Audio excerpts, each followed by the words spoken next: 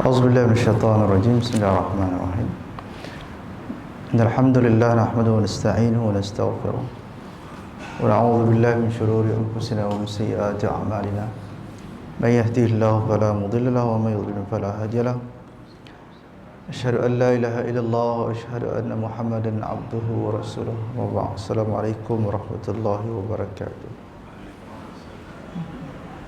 Saudara jemaah yang dirahmati oleh Allah Subhanahu wa taala, alhamdulillah. Pertamanya kita panjatkan kesyukuran kepada Allah Subhanahu wa taala masih lagi diberikan peluang untuk sama-sama kita berada dalam majlis ilmu, alhamdulillah.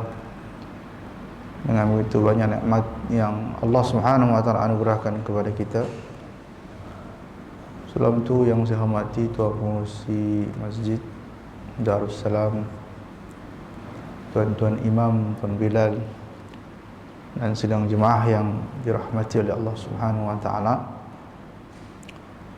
Alhamdulillah kita dapat bersua lagi pada minggu ini, alhamdulillah, setelah berehat agak sekian lama kan, atas sebab-sebab tertentulah yang tidak dapat dielakkan.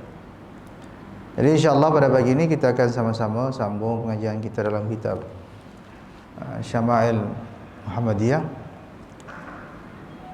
dalam bab bacaan Al-Quran Rasulullah sallallahu alaihi wasallam. Dalam bab ini menjelaskan bagaimana cara Rasulullah SAW membaca ayat suci Al-Quran.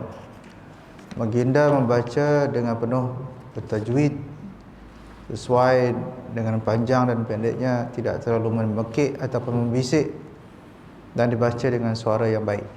Baginda tidak mengajarkan cara orang kata apa, tetap baginda Rasulullah sallallahu alaihi wasallam mengajarkan kepada kita bagaimana beliau membaca Al-Quran, terutamanya kalau kita lihat pada bulan-bulan Ramadan, bagaimana dia bertadarus dengan Jibril alaihissalam. Dan itu merupakan suatu perkara yang perlukan kita perhatikan bersama, bagaimana sifat Rasulullah SAW sendiri begitu menjaga bacaan Al-Quran beliau. Hadis pertama dalam bab ini daripada Mamlak meriwayatkan annahu sa'ala Ummu Salamah an qiraati Rasulullah sallallahu alaihi wasallam fa idza hiya tan'athu qira'atul mufassarah harfan harfan. Beliau bertanya kepada Ummu Salamah mengenai cara Rasulullah sallallahu alaihi wasallam membaca Quran. Ummu Salamah ni siapa dia? Ummul Mukminah kan, Ummul Mukminin, Ummul Mukminah, isteri kepada Rasulullah sallallahu alaihi wasallam, mengenai cara Rasulullah SAW membaca Al-Quran.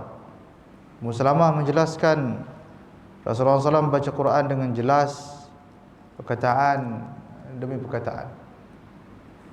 Ada orang ni yang membaca Quran, terutamanya kalau menjadi imam, baca Quran dia macam nak berlari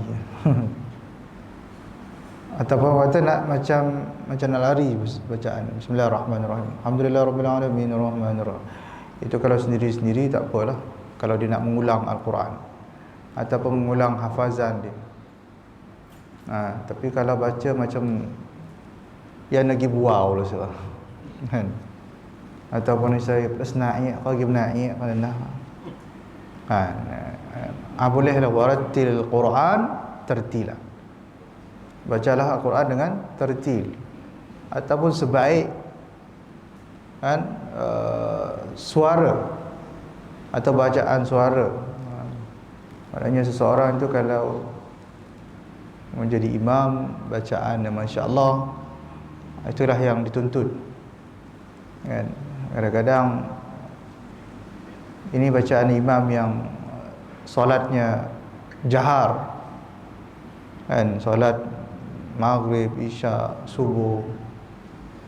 Tapi kalau solat solat yang tak memerlukan jahr, solat asar, solat zuhur, itu tak perlu. Kan? Situ tak perlukan kita membaca dengan kuat kan. Tapi sebenarnya kalau yang sebaiknya adalah dengan suara yang elok, dengan bacaan yang bagus.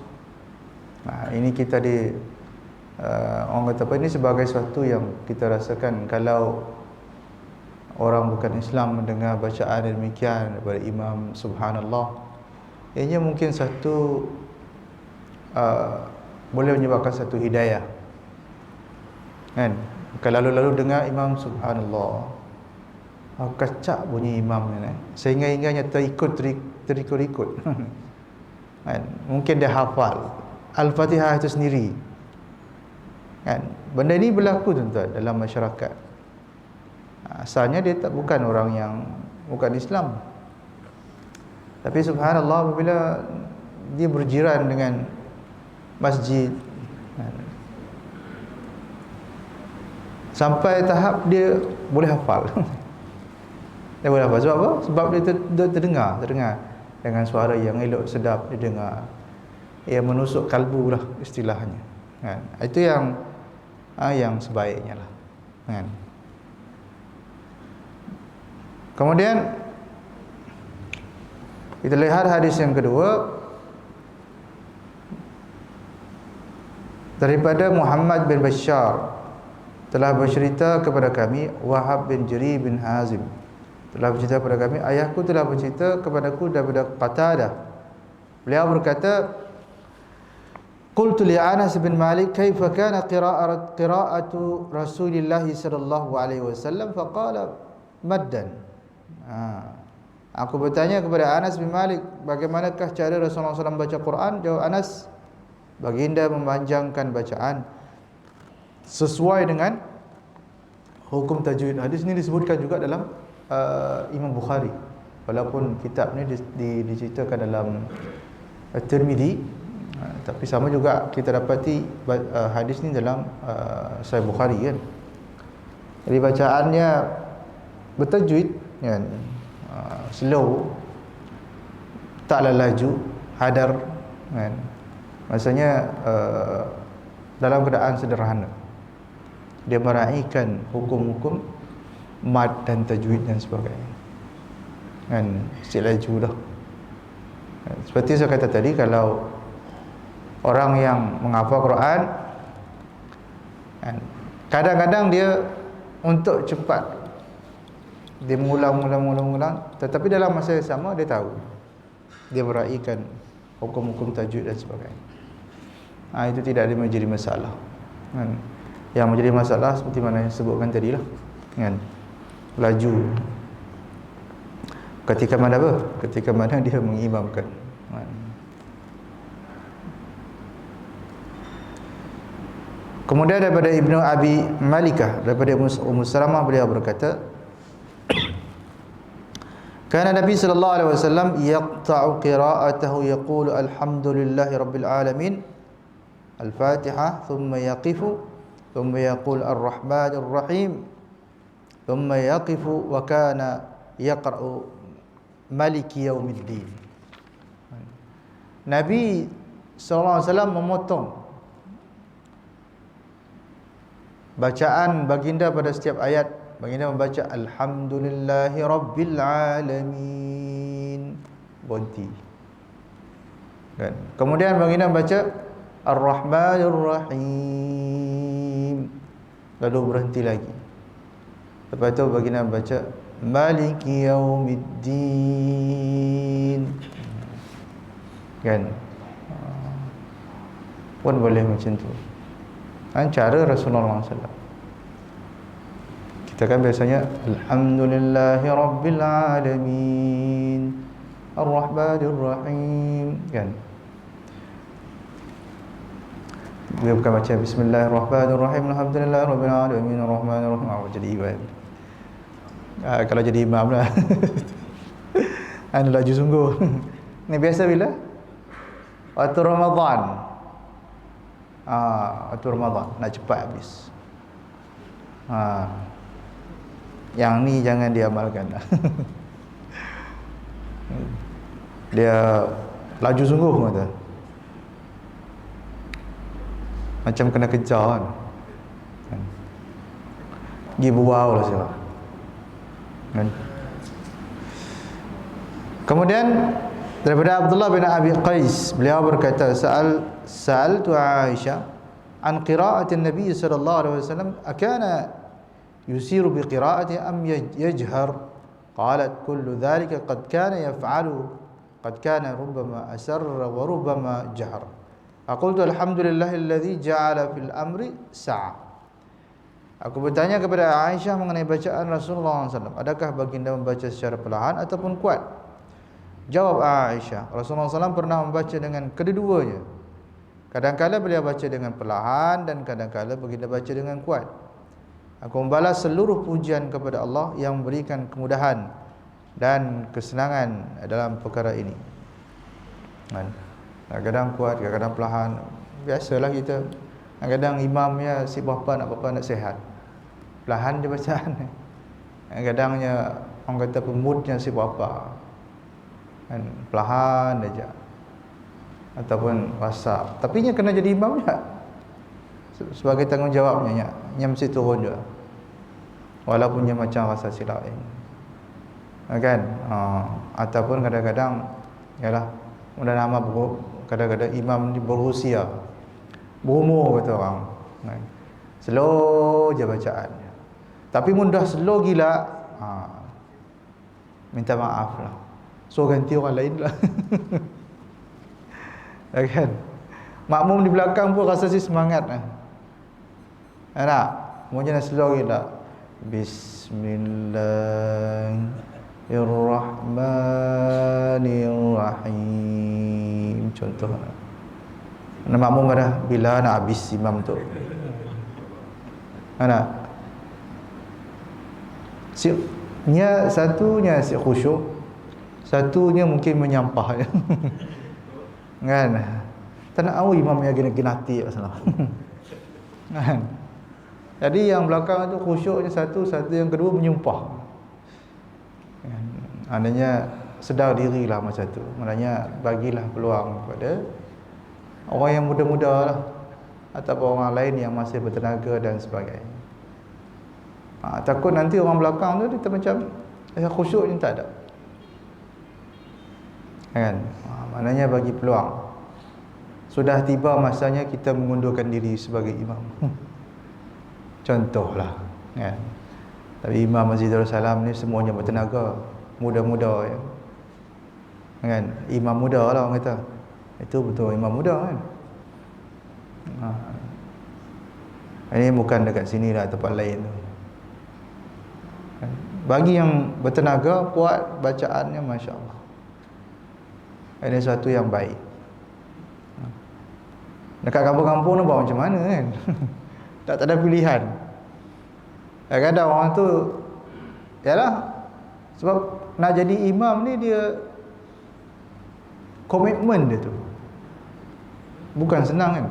Orang lain boleh pergi ngail, nak ngail bukannya sekejap, bukannya boleh sejam 2 jam kan. Ngail tu berjam-jam kan, sanggup si makan, asal yang pun hobinya terpenuhi kata orang. Maknanya si boleh pergi ke sini, si boleh, mestinya kena waktunya. Kami kena jadi imam pula. Lima waktunya kena ada kan, komitmennya kena ada. Maknanya si bapa si boleh nak pergi gila-gila, nak pergi honeymoon pun fikir balik. Nak pergi honeymoon, nak pergi nangga main bola kan, nangga Piala Dunia pun takut bagi esok si bangun, terpaksa lah cancel. Besok nangga siang ulangan je lah. Contoh nak. Sebab apa? Sebab tanggungjawab banyak yang dipikirkan. Sebab tuan-tuan, setiap hari benda tu dia kena hadap, kan, komitmen dia kena perlu berikan. Bukannya senang tuan. Bukan senang. Kita bagi sebulan je lah, bagi sebulan jadi imam. Tak sanggup. Sebab apa? Ada kala kita nak pergi sana, kita nak pergi sini. Ini imam dia kena komit 5 waktu dia kena. Orang kata imam ni senang je kerja dia. Tuan-tuan silakan. Silakan. Macam ni lah, macam suami ni kan, jaga anak masa kecil-kecil. Biasanya isteri kita yang jaga anak. Cuba kita suruh suami tu sehari je jaga anak. Tuan-tuan, dia buat apa dengan anak dia? Dia buat apa? Kalau isteri ni, subhanallah, ini kelebihan. Sebab itu Rasulullah kata kepada siapa kita kena buat baik. Ibumu, kata Rasulullah. 3 kali sebut. Ayah ni reti buat lah, kan. Tapi kalau suruh jaga, itu suatu yang kurang menyenangkan bagi seorang suami. Pandai selalu bertipang. Isteri kalau ada dekat rumah jaga anak, berapa ramai anak pun dia boleh jaga, dia boleh handle. Suami tak, dia stres. Mulalah dia bawa anak ni keluar bagaimana, janji dia buat kerja kan, janji dia boleh buat main sendiri kan, tak kacau dia kan. Itu agak menyenangkan. Dia bawa lah pergi kalau dekat sini The Spring tu, Kids Zona lah, tapi mahal sangat kat situ. Dia pergi main lah, dia buat kerja dia. Yang penting dia terlepas daripada bebanan tu. Ini bukan pengalaman, tuan-tuan. Ini bukan pengalaman. Kan? Begitulah kan, seolah begitu kan, nak jaga anak. Subhanallah, itu kelebihan seorang isteri, seorang ibu. Sama juga tadi macamnya, maknanya kalau imam ni dia nak lepas ke tanggungjawab dia, dia fikir balik, alamak aku ada kena jadi imam. Bukan satu yang mudah kan. Kita rasa dah mudah, apalah imam kan, kerja tu sembahyang kan, amboi cakap senang dia. Kita bagi dia sebulan untuk dia menjadi imam sepenuh masa. Kalau imam tak sepenuh masa, tak ada masalah. Macam itulah tuan-tuan. Alright, kita sambung balik.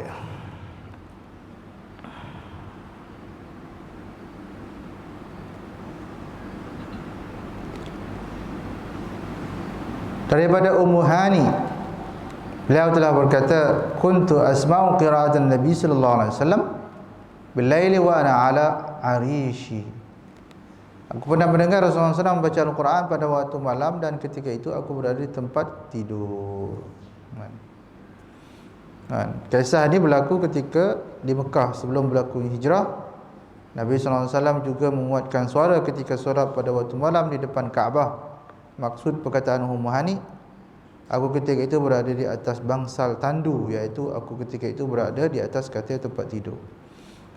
So di sini kalau kita lihat, ada masa Rasulullah menjaharkan solatnya, ada masa Rasulullah SAW memperlahankan bacaan solat.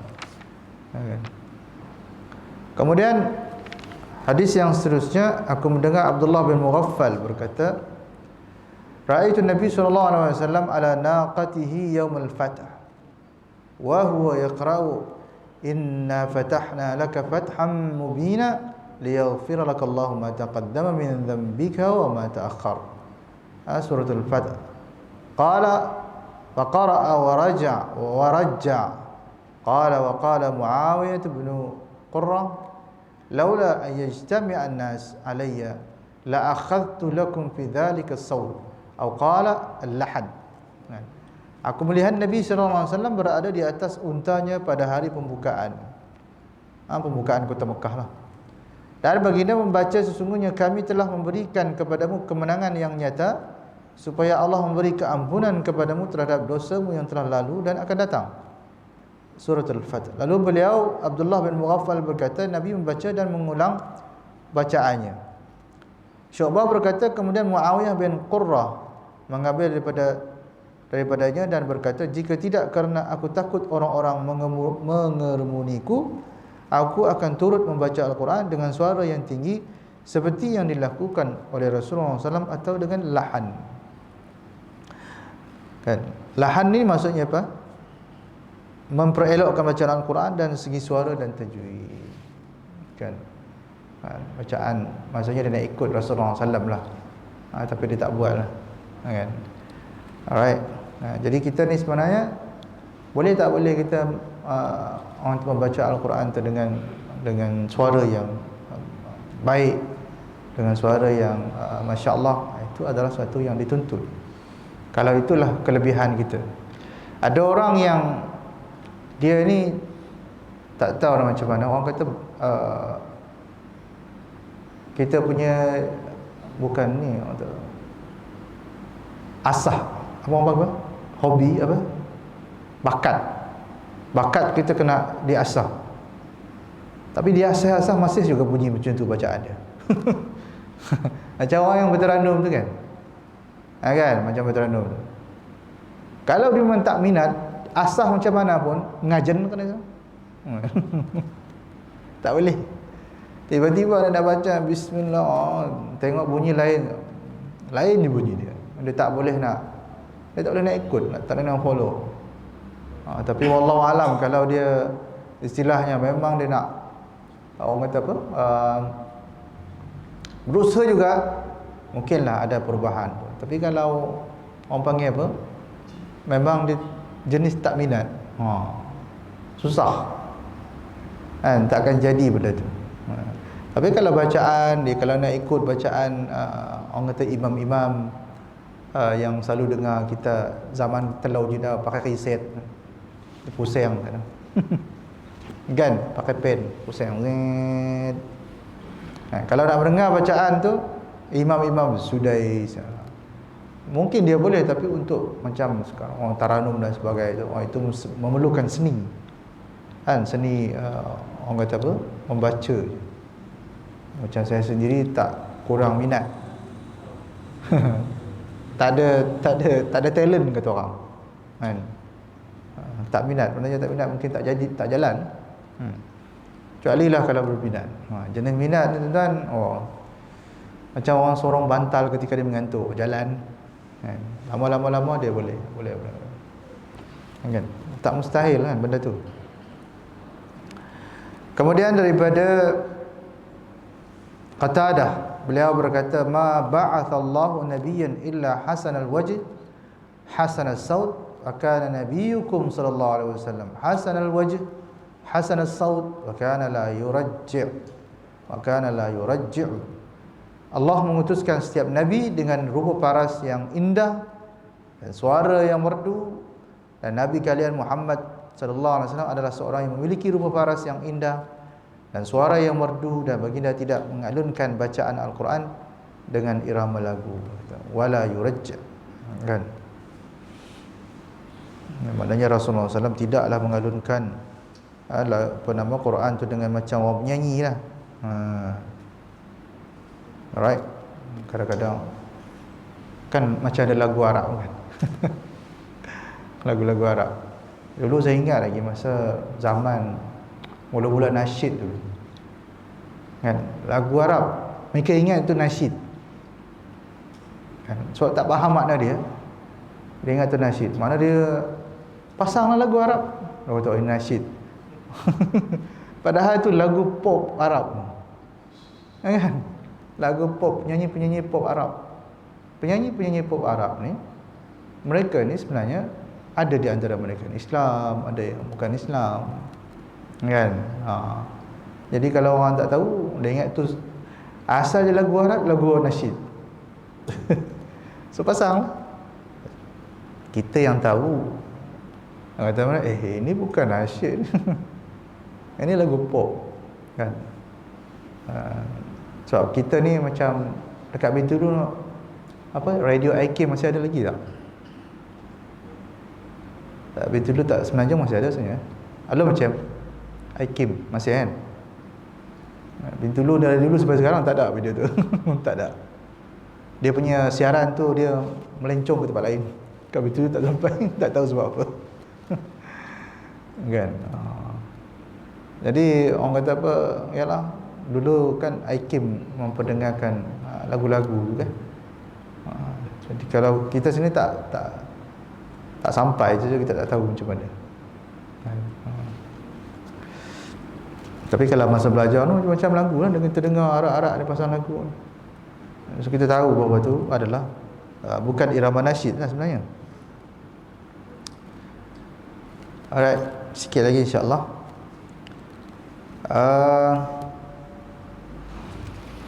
Hadis yang seterusnya adalah hadis yang terakhir daripada Ibnu Abbas radhiyallahu anhuma. Beliau telah berkata, kana qira'atun Nabi sallallahu alaihi wasallam rubama yasma'uha man fil hujrati wa huwa fil bait. Kadang-kadang orang yang berada di dalam bilik dapat mendengar bacaan Rasulullah SAW yang berada di ruang rumah. Maknanya kuatlah bacaan Rasulullah SAW. Boleh, tak masalah. Cuma yang jadi isunya kalau masa sembahyang Jumaat, bukan masa sebelum sembahyang Jumaat di dalam masjid. Tak payahlah kita nak baca kuat-kuat. Kita pun rasa ikut sunnah Rasulullah SAW. Semangatnya baca. Baca lah Bismillahirrahmanirrahim. Seorang-seorang jadi pujung sunun, baca kuat-kuat. Si perlu, maknanya sebelum sembahyang Jumaat kan, atau belum azan dan sebagainya, berzikirlah kan, berzikir, baca Quran masing-masing. Tak perlulah kuat, maksudnya kita baca sendiri, asal telinga kita dengar pun alhamdulillah kan, tak perlu kuat. Sama juga kalau nak berzikir bukan tasbih la ilaha illallah, la maksudnya nak bagi orang dengar, nak bagi tahu dia berzikir. Tak payah kan, terus kita istighfar. Kan, jadi kita belum lagi nak, mungkin tuan-tuan ada jumpa jadi seorang yang berzikir dengan tasbih ni, subhanallah. Bukan kebetulan tuan pengerusi pegang masa tasbih ni, tak. Dia bukan tasbih subhanallah pada hari Jumaat. Ini pengalaman saya masa saya belajar. Bukan belajar di tanah Arab tu, tak, belajar kat Semenanjung masa tu. Macam-macam tuan-tuan. Kita tengok waktu sembahyang Jumaat, dia bukan tasbih, dia berzikir. Kan? Dia bukan tasbih, dia berzikir. Dia masih lagi berzikir. Boleh tak boleh? Tak boleh. Rasulullah kata apa? Man masal asa faqad laqa. Atau kalau pegang benda-benda yang istilahnya kita nak berzikir tu tak boleh. Maksud tu kita kena fokus pada khutbah. Kan, sia-sia kata Rasulullah SAW. Imam Bilal selalu menyebutkan kan, sia-sialah pahala Jumaat. Tapi sekarang diganti dengan bukan tasbih, dengan itu handphone. Budak-budak kadang-kadang tak berapa nak budak pun saya tengok. Kan, tak berapa nak budak. Dia main handphone ketika mana khatib sedang berkhutbah. Lagi-lagi kalau anak-anak budak-budak ni, tak berapa nak budak dewasa lah. Mereka duduk dekat luar masjid. Duduk masa main handphone dulu. Kan?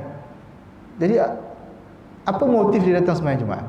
Kalau dah Imam Bilal kata sia-sia, kita nak tegur orang sebelah kita pun takut pahala Jumaat kita sia-sia. Kan, orang yang bersembang, kadang orang bersembang waktu khatib khutbah, dia waktu tu dia pun main handphone juga. Kita nak tegur, takut kita kan dapat, orang kata sia-sia je pahala Jumaat. Sebab tu saya tengok sekarang ni dalam khutbah Jumaat, awal tu dalam khutbah Jumaat Sarawak saya tengok ada perubahan. Dia akan sebut supaya jangan bermain handphone ketika khatib sedang berkhutbah. Kan? Tapi itu permulaan, masalahnya yang datang selepas tu dia tak dengar. Kan? Jadi sia-sia tuan-tuan. Cukup benda ni macam suatu yang tak tahulah, tak boleh berhenti ke untuk waktu sembahyang Jumaat tu, untuk handphone tu disimpan dulu. Okay. Tapi kena, mungkin sebelum azan tu kena beritahu juga kan. Bilal kena beritahu, minta tuan-tuan, kata para jemaah yang dirahmati Allah, minta tolong waktu khatib, sebelum khatib naik mimbar atau baca khutbah, sila matikan handphone anda. Kan, kalau dia cakap Arab nanti masa khatib Bilal cakap, mungkin dia tak apa nak dengar kan. Kena beritahu siap-siap. Sebab apa? Sebab kita sayang saudara kita datang sembahyang Jumaat tapi tak dapat apa-apa. Sia-sia. Bukan istilah bahasa Sarawak disia-sia aja dapat pahala, kan? Faham ah? Di seni-seni pun dapat pahala, maksudnya disia-sia aja dapat pahala. Kan? Jadi mudah-mudahan lah, kan? Itu menjadi suatu teguran kepada kita semua, insya-Allah. Sebab kita perhatikan itulah. Sebab kita bila kita, sebab mimbar ni tinggi, kita berdiri, kita nampaklah orang yang main handphonenya. Ini taklah berapa tinggi sangat, tapi still kita nampak. Sebab kata orang nyam nak gigi jam usah ketukat.